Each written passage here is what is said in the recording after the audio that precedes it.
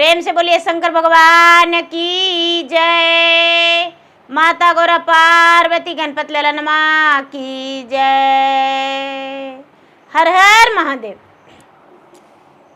देवादिदेव महादेव जी के चरण में प्रणाम करती हूँ, मेरा प्रणाम स्वीकार हो। माता गौरा पार्वती के चरण में प्रणाम करती हूँ, मेरा प्रणाम स्वीकार हो। गणपति ललनमा के चरण में प्रणाम करती हूँ, मेरा प्रणाम स्वीकार हो। सब गुरु भैया बहना के चरण में प्रणाम करती हूँ, मेरा प्रणाम स्वीकार हो। सब देवी देवताओं के चरण में प्रणाम करती हूँ, माता और पिताजी के चरण में प्रणाम करती हूँ, मेरा प्रणाम स्वीकार हो। गुरु भाई बहना, मैं एक कथा सुनाने जा रही हूँ। इस कथा को पूरा सुनिए और ये रहस्य जानिए। आदि नहीं आदि सुनने में शिव गुरु का अपमान होती है, पूरा सुनने में ज्ञान होती है। इसलिए कथा को पूरा सुनिए और रहस्य जानिए। हर हर महादेव। गुरु भाई बहना, एक नगर में एक राजा रहते थे। लीलापुर नगरी में राजा लीला रहते थे और वहाँ वो जो राजा थे बड़े महान प्रिय राजा थे। बहुत उनका नाम प्रचलित था। राजा अपने प्रजा को बहुत ध्यान देते थे। अपना जान की परवाह न करते हुए भी प्रजा की रक्षा करते थे। धीरे धीरे समय व्यतीत हो रहा था। राजा साहब का एक लड़का था। राजा साहब का एक लड़का वीरभद्र था। वीरभद्र भी अपने पिता के हर इच्छा को पूरा करता था। गुरु भाई बहना, राजा लीला प्रतिदिन शिकार करने जाते थे और शिकार करके लाया करते थे। एक दिन वीरभद्र बोला, पिताजी आज शिकार करने हम जाएंगे। पिताजी आप नहीं जाएंगे आज शिकार करने, आज शिकार करने हम जाएंगे। जब इस बात को राजा लीला यानी वीरभद्र के पिता सुने तो बड़े खुशी हो गए। गर्व से कलेजा उनका चौड़ा हो गया और अपने पुत्र को धन्यवाद देते हुए कहते हैं कि बेटा आप बस तुम्हें जाओ, तुम जाओ, अब तुम लायक हो गया है। मेरा तो बहुत दिन से आस था कि मेरा बेटा कब कहेगा कि आपका बोझ अपना कंधा पर ले रहे हैं। वीरभद्र क्या किया कि घोड़ा अपने पिता का ले लिया और घोड़ा के कस के हाथ में तलवार तीर कमान ले लिया और वन में चला गया। जब वन में गया दीदी तो देखता है कि एक बाज बेचारा जाल में फंसा हुआ है। जब वीरभद्र देखा तो जाल के अपने अंगुलियां से तोड़ दिया और बाज को निकाल दिया। बाज को निकाल दिया दीदी। बाज बोलता है कि ईश्वर तुम्हारा भला करे। हे मित्र, मैं बहुत दिन से इसमें फसल था।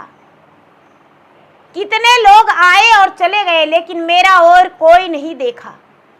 मैं तो भूखा और प्यासा कितना दिन से आस में था कि कोई महान पुरुष आएगा जो मेरा इस जाल को तोड़ेगा। वीरभद्र पूछता है कि हे पक्षीराज, आप इतने बड़े जाल में कैसे फंस गए? बाज बोलता है, हंस क्या बताऊं मित्र, मैं अपने जंगल में चहचहा रहा था, बड़े प्यार से उड़ रहा था, ऊंचा ज्यादा नहीं हल्की ऊंचाई में। रिमझिम बारिश बरस रहा था, बादल चारों तरफ घना घोर घेरा हुआ था। बड़ा सुंदर सुहाना पल था और एक साधु महात्मा आया। उसे रहा नहीं गया मेरा खुशी देखकर और मुझे श्राप दे दिया और जाल में कैद कर दिया। और उन्होंने बोला कि कोई भी आएगा जो महान रहेगा, दिल का सच्चा रहेगा, वही तुम्हें आजाद कर सकता है। और वही आस में आज तक मैं पड़ा था। हे मित्र, आज तूने मेरे लिए एक फरिश्ता बन के आया है।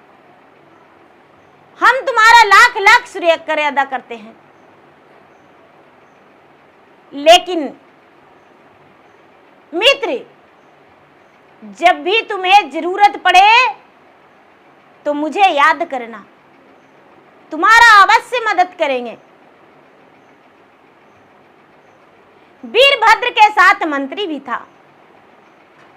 क्या होता है दीदी, वो जो पक्षी है, पक्षी वचन देता है तो वीरभद्र बोलता है कि हे पक्षीराज, तुम तो अपने जाल में फंस गया और तू मेरा क्या मदद करेगा। बोला कि एक बार परीक्षा लेकर देख लेना, हम तुम्हारा अवश्य मदद करेंगे। बोलता है कि भाई आज से हम दोनों मित्र हैं। आज एक पक्षी और मनुष्य में मित्रता है, दोनों का गहरी मित्रता दोस्ती हो गया।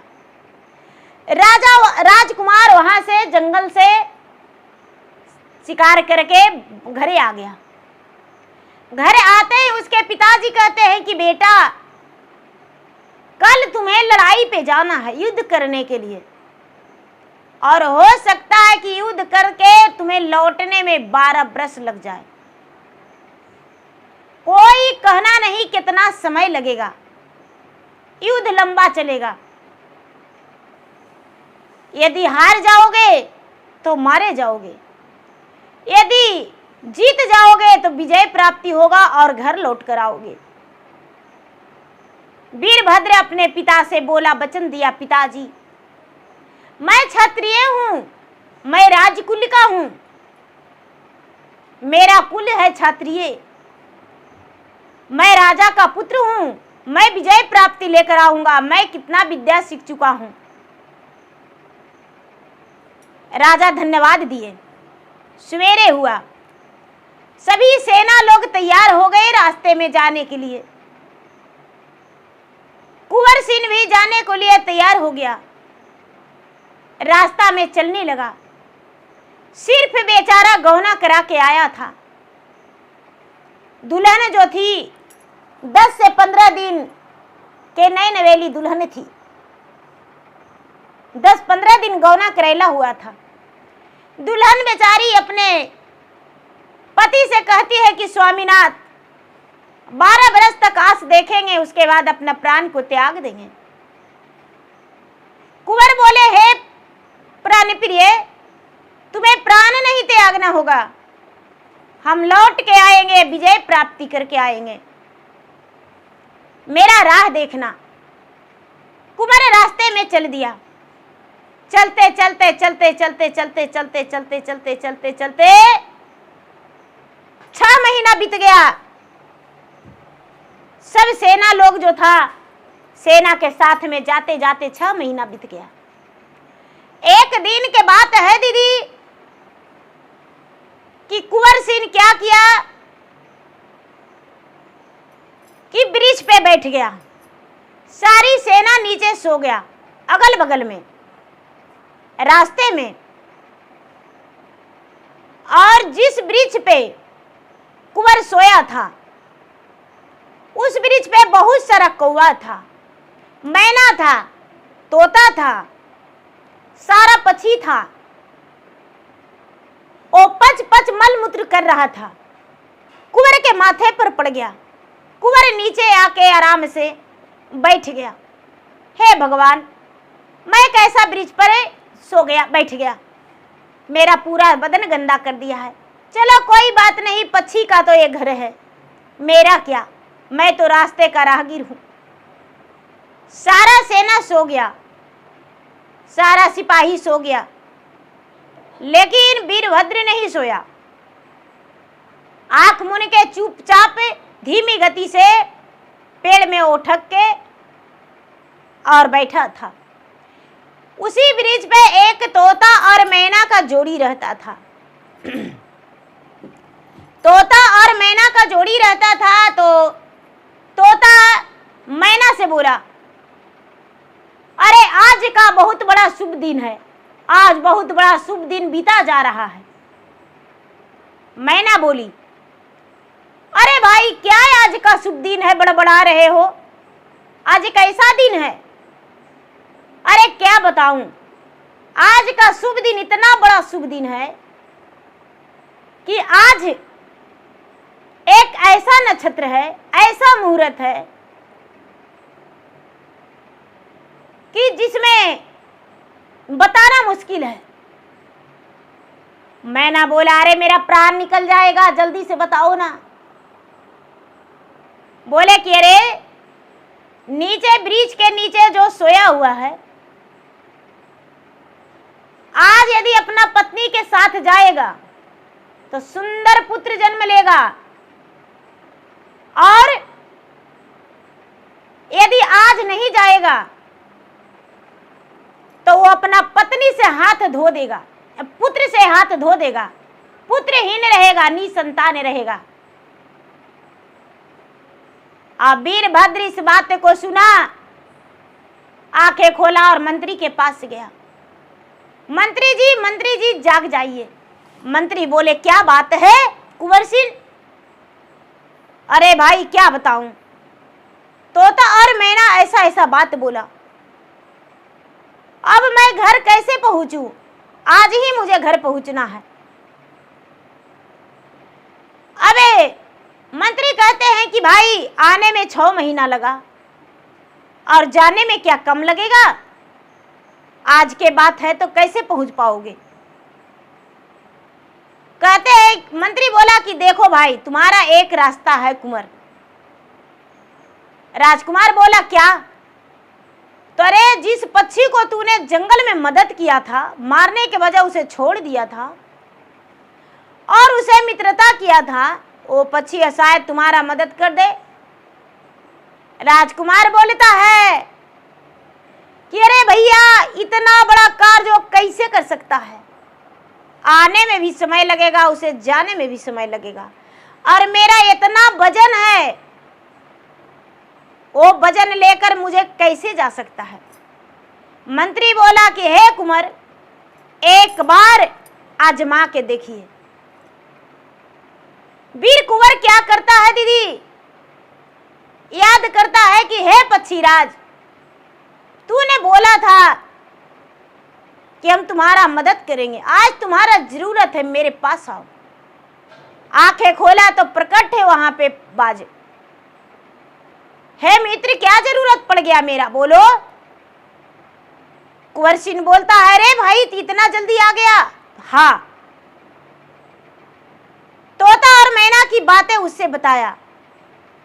बोला कि अरे भाई चिंता मत करो, हम तुम्हें अपना पीठ पर बैठा के तुम्हारा पत्नी के पास छोड़ देंगे और वापस यहाँ पर ले आएंगे भी। कोई सेना नहीं जागेगा जागने से पहले, लेकिन हाँ जल्दी करना, सूरज उगने से पहले मेरा पीठ पे सवार हो जाना, और नहीं तो तेरा सवारी नहीं कर पाएंगे। ए गुरु भाई बहना, बाज की बात सुनकर राजकुमार बोला, भाई मैं इतना बड़ा मनुष्य हूं और तू छोटा पक्षी है। बोला कि मेरा छोटा पंख पे मत जाओ, हम तुम्हारा मदद करेंगे, मेरा पंख पे बैठ जाओ। जो मंत्री था बोला कि भाई ज्यादा देर मत करो,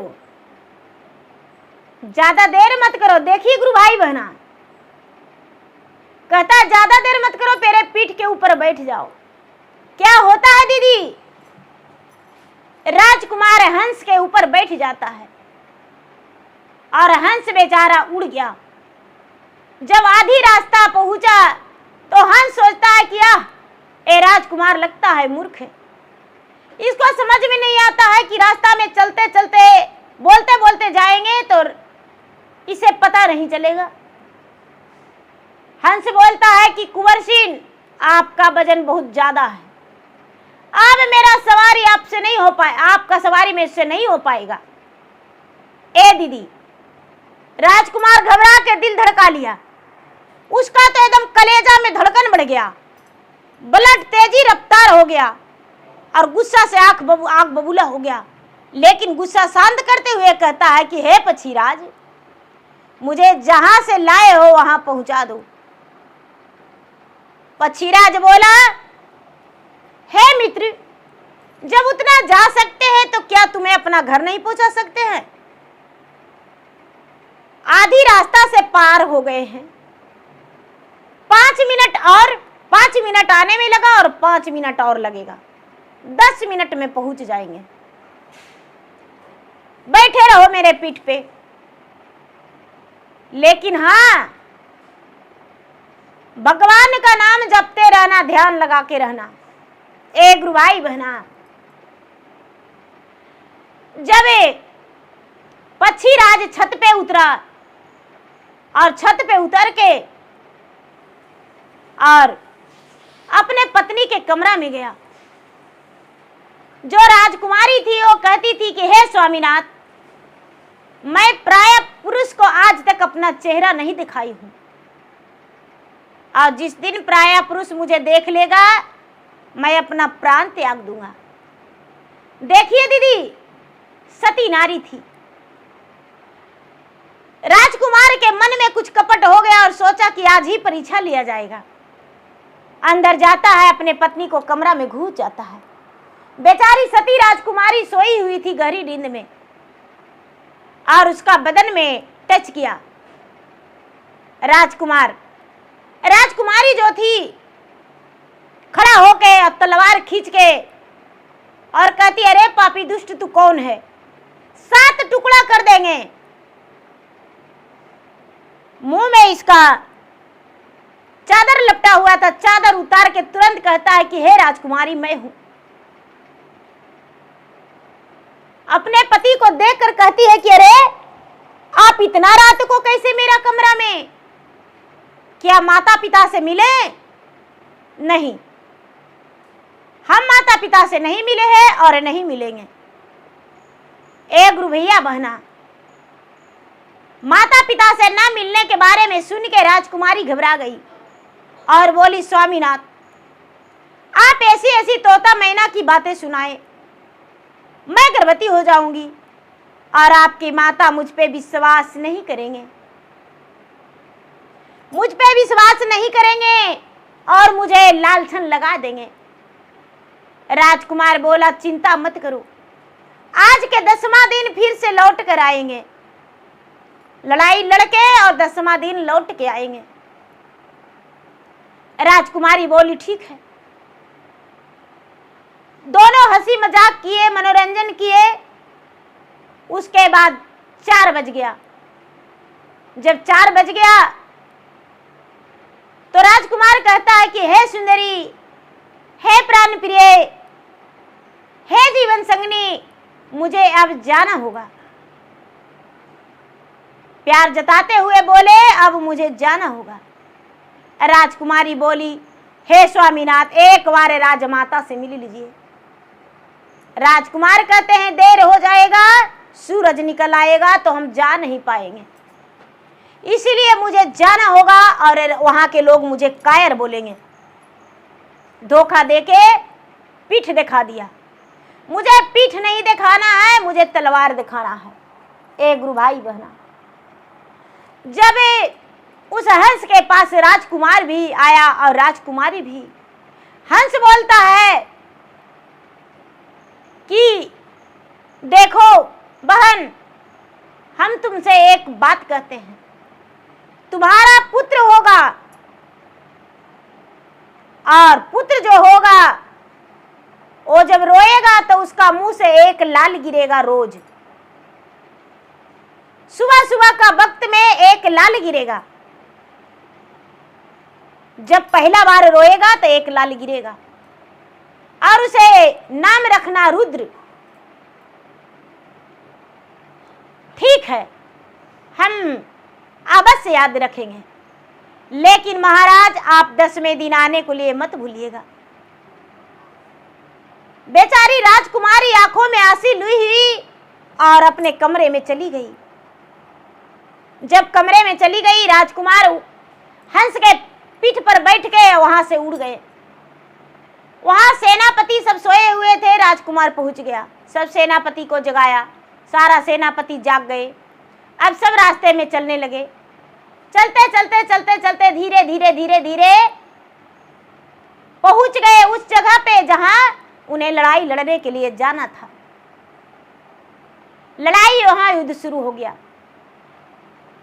युद्ध में कितने लोग मारे गए, लेकिन वीर कुंवर का तेगा बहुत तेज चलता था।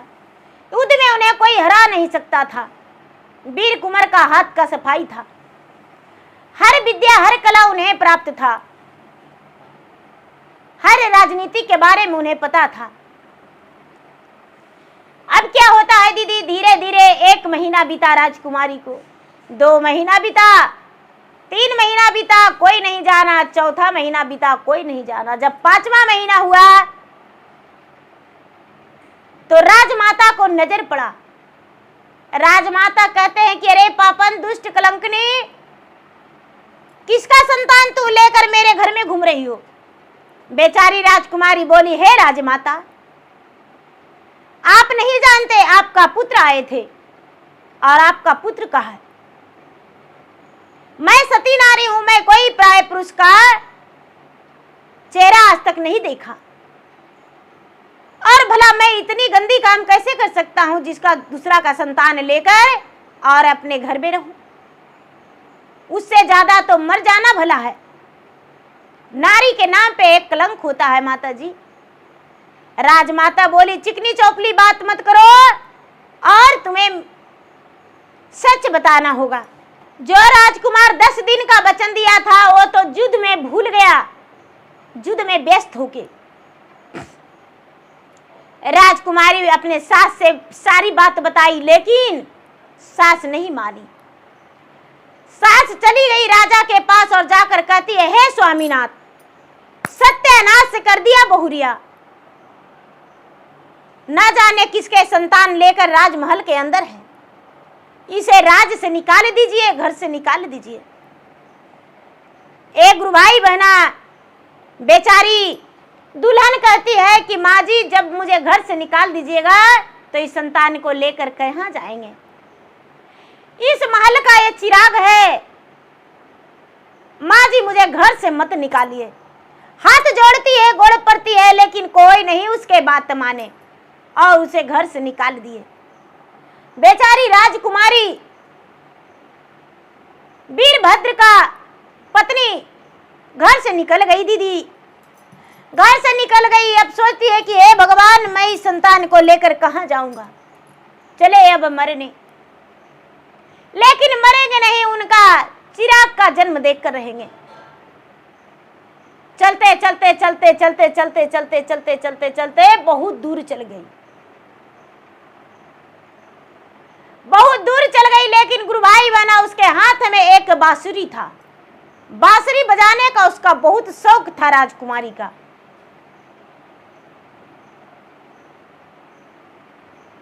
गुरु भाई बहना, बांसुरी बजाने का उसका बहुत शौक था। बांसुरी बजाती थी और बांसुरी जब बजाती थी तो 36 करोड़ देवता उसका बांसुरी से मोह जाते थे, मोहित हो जाते थे। राजा महाराजा का कान में गूंजता था तो उसके बांसुरी बैठ के सुनते थे। अब क्या होता है दीदी, वो बेचारी चल गई जंगल में और जंगल में बैठ के बांसुरी बजाने लगी और बांसुरी में अपना पूरा दुख की बातें बजाने लगी। जब दुख की बातें बजाने लगी गुरु भाई बहना, तो एक बेचारा ब्राह्मण था, वो भिक्षा मांगता था। भिक्षा मांगता था, वो देखा, बोला कि अरे तू कौन हो और इस जंगल में अकेली क्या कर रही हो? ब्राह्मण की बात सुनकर बेचारी रानी बोली कि मैं एक राजा की पत्नी हूं और सारी सच बता दी। कहते हैं कि आज से तू मेरा बहन हो, मैं तुम्हारा भाई हूं, मेरे घर चलो, मेरे घर चलो। उसे अपना घर लेकर ब्राह्मण चला गया। ब्राह्मण अपना बहन बना के उसे रखने लगा। धीरे धीरे धीरे धीरे धीरे धीरे समय बीता। उसका 9वां महीना हो गया। जब 9वां महीना हो गया गुरु भाई बहना, तो ब्राह्मण के घर में उसका एक पुत्र का जन्म हुआ। राजकुमारी का एक पुत्र जन्म लिया। और जब पुत्र जन्म लिया तो पुत्र का नाम रुद्र रखी, रुद्र रखी नाम। और इंतजार करने लगी कि वो बाज बोला था कि एक लाल गिरेगा। जब भी बच्चा रोता था पहला बार तो इंतजार करती थी, इंतजार करती थी कि कब बच्चा रोएगा। और जब बच्चा रोया तो उसका लाल गिरा। लाल को जमा करने लगी, लाल को जमा करने लगी गुरु भाई बहना। धीरे धीरे धीरे धीरे समय बीतता जा रहा था। वो बच्चा 1 महीना का हो गया। एक दिन के बात है कि ब्राह्मणी बोली कि बेटी, हम अपना मैका जाएंगे, मेरा मैका में शादी है, अपने पति को भी साथ जाएंगे, लेकर जाएंगे। तुम मेरे घर का अच्छे से रखवाली करना और हम जल्द ही लौट जाएंगे। बोले कि ठीक है माँ जी, आप जाइए, हम आपका घर का पूरे अच्छे से रखवाली करेंगे। ब्राह्मण और ब्राह्मणी दोनों चले गए। गुरु भाई बहना, ब्राह्मण और ब्राह्मणी दोनों चले गए। उनके बगल में एक पड़ोसी था। गुरु भाई बहना, उनके बगल में एक पड़ोसी था। पड़ोसी जो था उनके घर गया, उनके घर गया और बच्चा रो रहा था। राजकुमारी भोजन बना रही थी। जो पड़ोसी थे, पड़ोसी बच्चा को रोने का आवाज सुन के और गए तो देखते हैं कि अरे बच्चा के मुंह से एक लाल गिरा। बच्चा को उसे लालच हो गया कि बच्चा को मैं लेकर चला जाऊंगा। गुरु भाई बहना, पड़ोसी जो था, जो राजा के मंत्री था, और राजा की मंत्री जो थी, मंत्री का पत्नी उस राज्य के राजा के मंत्री के पत्नी था। मंत्री के पत्नी जब लाल देखी तो जाके अपने मंत्री से कहती, अपना पति से, कि स्वामीनाथ, ब्राह्मण के घर में जो एक स्त्री रहती है उसका बेटा के मुंह से लाल गिरता है। मंत्री का पूरा लालच हो गया और मंत्री बोला कि उस बच्चा के चुरा के ले आओ। ब्राह्मण और ब्राह्मणी अपने मैका ससुराल दोनों गए। और ये बेचारी जो राजकुमारी थी, राजकुमारी ब्राह्मण के घर बिता रही थी, खाना पीना बनाने में लगी हुई थी। और इधर मंत्री का पत्नी बच्चा को चुरा कर लेकर चला गया।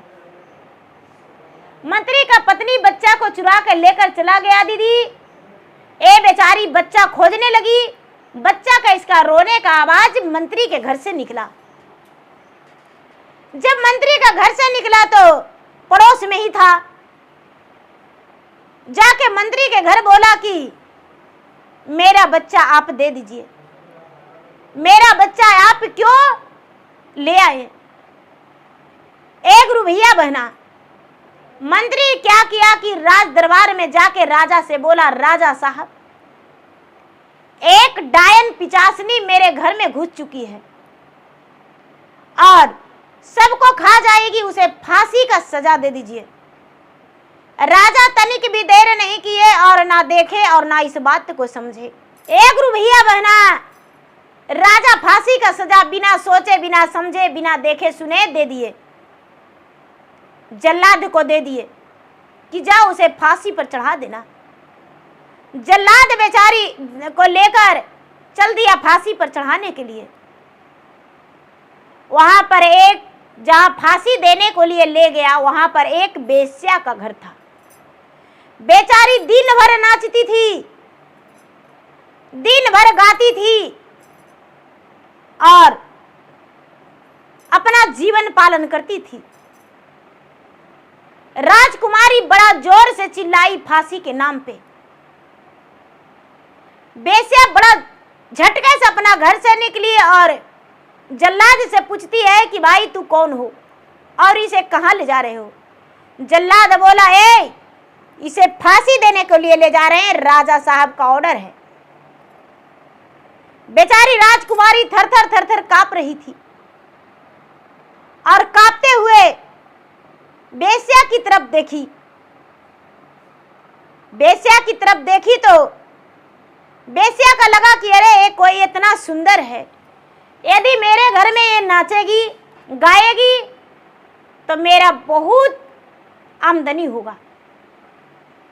थोड़ी सी पैसा देकर और कसाई को भेज देंगे और इसे छुड़ा लेंगे। जल्लाद को पैसे दे दिया और उसका जीवन को बचा लिया। जब बेचारी एक बेश्या के घर जाती है तो देखती है कि हाँ ये तो बेश्या का घर है। मैं किस जगह आ गया भगवान,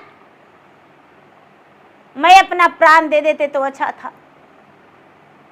हाथ जोड़ के कहती है कि हे माँ, अपने घर में लाई हो लेकिन माँ बेटी का संबंध बना लो। हम तुम्हारे साथ नाच मोजरा ये सब काम नहीं कर सकते हैं, हम एक राजरानी है। और अपनी सारी बात बता दी। बेचारी बेश्या बोली कि अरे बेटी तुम हिम्मत करो, हम तुम्हें 1 साल तक कोई गलत काम नहीं करवाएंगे, बस मेरा भोजन बना देना। बेचारी राजकुमारी एक बेश्या के घर में भोजन बनाने लगी और प्रतिदिन वो बांसुरी बजाती थी। उसका बांसुरी का धुन सुनने के लिए लोग चौबगल बैठ जाते थे। ब्रह्मा विष्णु महेश का भी आसन डगमगा जाता था। सब देवी देवताओं प्रचंड हो जाते थे। अब बेश्या के घर में इतना अन्न धन आने लगा, इतना धन आने लगा कि बेश्या उससे भावुक हो गई। प्रेम दोनों माई बेटी का संबंध बन गया। दीदी धीरे धीरे समय बीतने लगा। 1 साल हो गया। अब बेचारी राजकुमारी सोचती है कि हे भगवान, 1 साल हो गया, अब क्या होगा। ये दुष्ट पापी मंत्री मेरा बच्चा को चुरा लिया है। हे भगवान, अब हम क्या करें, मुझे समझ में नहीं आता है। बेश्या मुझे नाचने बोलेगी, ये मुझे गाना गाने बोलेगी, गलत काम करने बोलेगी, और ये सब हम कर नहीं सकते हैं। मैं एक सती और पतिव्रता नारी हूं। एक गुरु भाई बना जब 1 साल हुआ तो हाथ जोड़ के कहती है कि हे माँ, मुझसे जे चाहो करवा लो, लेकिन ये सब मुझसे नहीं होगा। बोलती है 5 साल का वक्त दिए, 5 साल तक तुम्हारे साथ कोई गलत काम नहीं करने देंगे, तू मेरा बेटी हो। बेश्या अपना बेटी को बेटी बना के रखने लगी। धीरे धीरे धीरे धीरे धीरे धीरे समय बीत रहा था। अब बेश्या को इतना घर में धन संपत्ति हो गया कि धन के आंधर हो गई। अब उस पे तनिक भी ध्यान नहीं था कि हाँ अब इसको से नचवाना है। इसको तो लग रहा है कि अब ये तो मेरा घर की लक्ष्मी है। उसे लक्ष्मी मानने लगी। धीरे धीरे धीरे धीरे समय बीता और वीर कुंवर जो था उसका युद्ध पूरा हुआ, विजय का प्राप्ति मिला। और जब विजय का प्राप्ति मिला गुरु भाई बहना, तो जहां से युद्ध लड़ाई हो रहा था वहां से सब कोई चल दिए। चलते चलते चलते चलते चलते चलते चलते चलते जहां राजकुमारी एक बेश्या के साथ रह रही थी, वहीं पर उन लोग अस्थाई से रुक गए रात्रि बिताने के लिए। और जब रात्रि बिताने के लिए रुक गए तो सुबह होने वाला था, 4 बजा था और राजकुमारी अपना बांसुरी का धुन बजाने लगी। बांसुरी का आवाज सुन के राजकुमारी कहता है वीरभद्र कि आहा, आज ये बांसुरी तो मेरा रानी का आवाज है। ये ऐसा बांसुरी तो मेरा रानी बजाती थी, मेरा राजकुमारी, मेरा पत्नी। सेना से बोला कि जाइए पूछिए इस मकान में कि भाई बांसुरी सुनने के लिए कितना पैसा लेगा। जब अंदर गया तो बेचारी वही बेश्या थी जो नाच करती थी, उसके पास बहुत सारे नाच करने वाले थे। वो बोली कि भाई क्या बात है, यहाँ नाच देखने आए हो? तो नहीं, मेरे मालिक है जो बांसुरी का धुन सुनना चाहते हैं। बोले कि ठीक है, जो बांसुरी बजाता है उससे पूछते हैं कि कितना पैसा लोगी।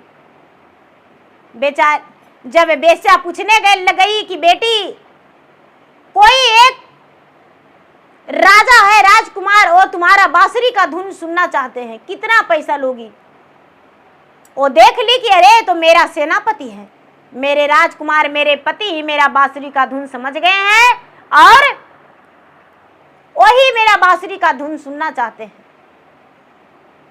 लेकिन वो जब अंदर आएंगे तो जहर का प्याला हम पहले पी जाएंगे, उनका अपना सूरत और बांसुरी का धुन नहीं सुनाएंगे, क्योंकि धोखेबाज निकले। आज मुझे घर से बाहर होकर एक बेश्या के साथ मुझे रहना पड़ रहा है। मन ही मन सोच ली और जहर का प्याला घोर के रख ली। बोली कि हे माँ, जाके उसे बोल दीजिए मैं 1 पैसा 1 रुपया भी नहीं लूंगा बांसुरी सुनने के लिए। एक भाई बहना, उसी दिन मंत्री के साथ जो रुद्र रह रहा था, दूसरे राज्य में मंत्री के साथ बेचारा राजकुमार का बेटा रह रहा था, वीरभद्र का बेटा। वो भी बांसुरी का धुन सुना तो वो भी कहता है कि कितना लगेगा बांसुरी का धुन सुनने के लिए? सुनने में आज तक मैं कभी महल से नहीं निकला था, 12 बरस आज मेरा उम्र हो गया है, लेकिन आज हम बांसुरी का धुन सुन के बाहर निकल गए हैं, कितना लेंगे? उसके बारे में भी जाके बेश्या पूछी कि बेटी, एक सुंदर राजकुमार है, वो भी तुम्हारा धुन सुनना चाहता है, कितना लोगी? बोली कि माँ जी, मैं बोला ना किसी से 1 रुपया नहीं, मैं सबका सुनाऊंगा। तोता और मैना जो था गुरु भाई बहना, वो अगम निगम जानता था। तोता मैना अगम निगम बखानी, राजा की बात पे की अपने आप से मनमानी। एक गुरु भाई बहना और जाके दरवाजे पर बैठ गया, जहां बाप और बेटा दोनों खड़ी था अनजान में बांसुरी का धुन सुनने के लिए, एक कोठे वाली के द्वार पे। सब कोई गलत ही नहीं रहता है दीदी, और सब कोई गलत काम से नहीं जाता है, भले लोग भी उसके पास जाता है। तो देखिए गुरु भाई बहना, बाप और बेटा अनजाने में एक ही जगह खड़ा है और तोता कहता है मैना से कि रे मैना, आज का दिन कुछ अलग ही है रे। मैना बोली क्या बात है तोता? अरे क्या बताऊं रे, आज का शुभ दिन बिता जा रहा है। राजकुमार सोचता है कि अरे ये तो वही तोता मैना है जो 12 बरस पहले मुझे ब्रिज पे मिला था, और फिर वही बात कर रहा है। मैना बोली क्या? तो अरे क्या बताऊं, जो रुद्र है वो पुत्र है वीरभद्र का, और जो बांसुरी बजा रही है राजकुमारी, वो तो वीरभद्र का पत्नी है और रुद्र का माता है। लेकिन रुद्र इस बात से अनजान है, उसे नहीं पता कि मंत्री उसे चुरा लिया था बेचारी को, और मंत्री ने मरवाने के लिए उसे रुपया दे दिया था, जल्लाद के हाथों राजा से दबा दिया था। राजा भी दुष्ट पापी, बिना देखे बिना समझे बात को और जल्लाद के हाथ दे दिया। अरे आज घोर अनर्थ होने वाला है रे, आज बेचारी राजकुमारी जहर का प्याला पी लेगी। अब इतना बाप और बेटा दोनों सुना तो गुरु भाई बहना, बेटा जो रुद्र है वो वीरभद्र को चरण छू के प्रणाम करता है, कहता है पिताजी क्या आप मेरे पिता हैं और बांसुरी बजाने वाली मेरी माता, और मैं उसे मंत्री के साथ रह रहा था, वो मेरे माता पिता नहीं है। बोला नहीं बेटा, अब आगे तुम चलो और पीछे हम चलेंगे। एक गुरु भाई बहना आगे आगे रुद्र गया और जाके और माता के चरण छू के और जोर से रोया। जब जोर से रोया तो माता के गोद में एक लाल गिरा। बेचारी राजकुमारी कुंवर सिंह का पत्नी पहचान गई अपने पुत्र को कि मेरा ये पुत्र है, और पुत्र को गले से लपट गई। जब पुत्र को गले से लपट गई दीदी, तो इधर से वीरभद्र जाता है और जाके अपना पत्नी को हाथ जोड़ के कहता है कि हे प्राण प्रिय, मैं तुम्हारा गुनहगार हूं, मेरे चलते इतना बड़ा तू सजा भुगती हो, मुझे क्षमा कर दो। युद्ध में मुझे पता ही नहीं चला कब कैसे समय बीत गया और मैं तुम्हारे पास ना पहुंच सका। मैं तुम्हारा पति तुम्हें लेने आया हूं। गुरु भाई बहना, बेटा भी मिल गया और पति भी मिल गया। अब बेचारी जो बेस्या थी वो कहती है कि हे पुत्री, 12 बरस तुम मेरे पास रही हो, खुशी खुशी अपना पति के घर चली जाओ। राजकुमारी बोली कि ऐसे नहीं, उस पापी को हम सजा दिलाना चाहते हैं, मंत्री को, उस पापी को हम सजा दिलाना चाहते हैं, राजा को, उस पापी को सजा दिलाना चाहते हैं जो मेरा बच्चा चुरा के ले गया और 12 बरस मेरे संतान से दूर रखा। गुरु भाई बहना, इतना सुनते ही वीरभद्र जो था और राजा को बुलाया। राजा आया, राजा से कहता है कि महाराज, आपके अदालत में कैसा इंसाफ होता है। साथ में मंत्री भी था। मंत्री को पत्नी को भी बुलाया गया, उस ब्राह्मण और ब्राह्मणी को भी बुलाया गया। ब्राह्मण और ब्राह्मणी को भी बुलाया गया और ब्राह्मण और ब्राह्मणी आए। पंचायत लग गया, गांव का लोग इकट्ठा हो गए। राजा से कहा गया कि महाराज, मुझे यहाँ कुछ इंसाफ करवाना है, क्या आप सही न्याय दिलाएंगे। राजा बोला हाँ। बोला कि याद करिए, 12 बरस पहले आपने एक स्त्री को फांसी देने के लिए बोले थे, क्या उसे आप देखे थे, वो सचमुच में डायन थी। राजा बोला हाँ। राजकुमारी को दिखाते हुए कुंवर सिंह बोला कि यही डायन है। क्या ये डायन लगती है? अरे ये तो राजकुमारी है। फिर फांसी का सजा आप कैसे? बिना देखे आपको फांसी पड़ेगा। तुरंत वीर कुंवर राजा को फांसी पर चढ़वा दिए। अब मंत्री का बारी। मंत्री को कहते हैं कि क्या आपने मेरा बच्चा को चुराया था? आपने ही चुरवाया था ना? पत्नी बोली कि हाँ। जो मंत्री के पत्नी बोली कि हाँ, मेरे पति जो हैं यही चुरवाए थे। उन्हें भी फांसी पर लटका दिया गया और जो पत्नी थी उनका नाक और कान कटवा के और राज्य से निकलवा दिया गया, मंत्री का पत्नी के। अब ब्राह्मण और ब्राह्मणी का बारी। ब्राह्मण और ब्राह्मणी हाथ जोड़ के कहते हैं कि हे राजन, हे वीर कुमार, मेरा इसमें कोई कसूर नहीं है। चरण छूकर वीर कुमार और वीर कुमार के पत्नी कहते हैं कि आप तो मेरे पत्नी का, अपना पुत्री का दर्जा देकर अपने घर में जगह दिए, आप कैसे गलत हो सकते हैं? आपको इस राज्य के पूरा राजा हैं, आपको राज्य सौंपते हैं। पूरा प्रजा जय जयकारी मनाया। जो बेस्या थी वो बोली कि भाई, मुझे भी कुछ सजा देना है, मैं भी तुम्हारा पत्नी का अपने पास रखा। वीर कुमार बोलता है कि हे माता, आप तो मेरे माता से भी बढ़कर हैं। एक वेश्या होकर भी मेरे पत्नी को सतीव्रता और पतिव्रता का धर्म नहीं तोड़े आए। आप इसे अपना पुत्री से भी ज्यादा मान सम्मान दिए, इसलिए राजमाता आपको घोषित करते हैं।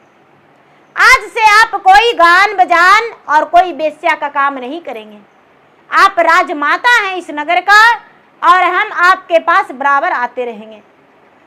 इतना कह के गुरु भाई बहना सबके राज सौंपा गया और सेना और रुद्र और वीरभद्र की पत्नी सबको अपने राज चले गए। राज जाके और वीरभद्र अपने पिता को आशीर्वाद लिया, माता को आशीर्वाद लिया। जब बेचारी राजकुमारी यानी बहू आशीर्वाद लेने गई तो लात से मार के राजमाता कहती है कि एक कलंकनी तुम दूर हटो, तुम मेरा बहू के लायक नहीं हो, ना जाने किसका संतान लेकर मेरे पास फिर से आ गई हो।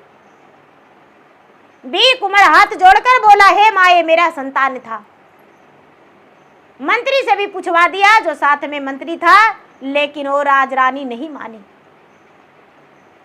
सारी बात सच बताने पर भी नहीं मानी। हाथ जोड़े के सुमरन करके कहता है कि हे मित्र तुम्हारा आज मेरा जरूरत है। बेचारा हंस जो था वो प्रकट हो गया। क्या बात है मित्र? जब राजरानी देखी तो कहती है कि इतना छोटा पक्षी तुम्हें अपना पीठ पर नहीं बैठा सकता है। हाथ जोड़ के दीदी कुंवर बोला कि हे मित्र आज मुझे अपना पीठ पर बैठा के और इस महल के 2 चक्कर लगा दो।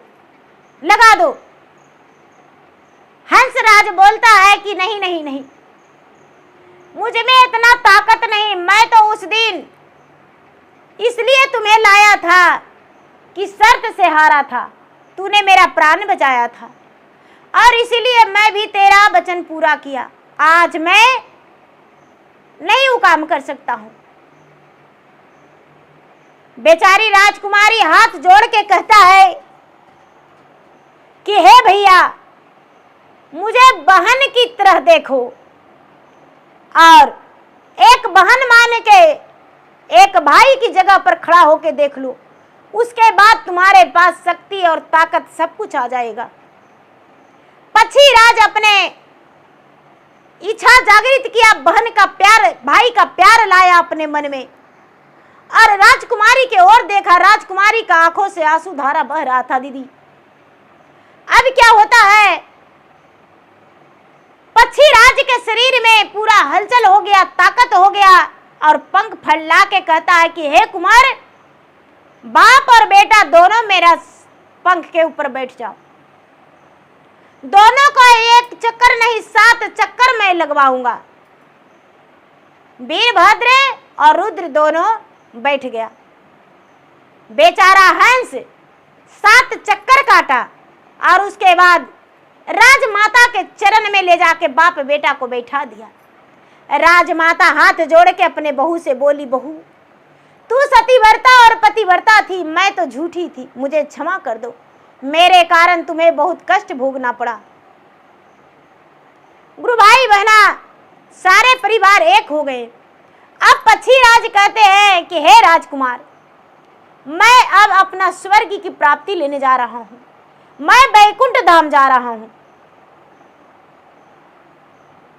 लेकिन हाँ एक वचन मेरा सुन लो, अपने हाथ से किसी को जीवन बद्ध मत करना और नहीं तो तुम्हारा राज्य सत्यानाश हो जाएगा। जो जंगल में तीर बाण धनुष लेकर शिकार करने जाते और निर्जीव प्राणी रहते हैं उसका कभी शिकार मत करना। वीरभद्र और रुद्र दोनों शपथ लिया कि आज से ऐसा काम नहीं करेंगे। बेचारा पक्षी राज अपना आत्मा प्राण त्याग दिया और उसी समय स्वर्ग सिधार गया।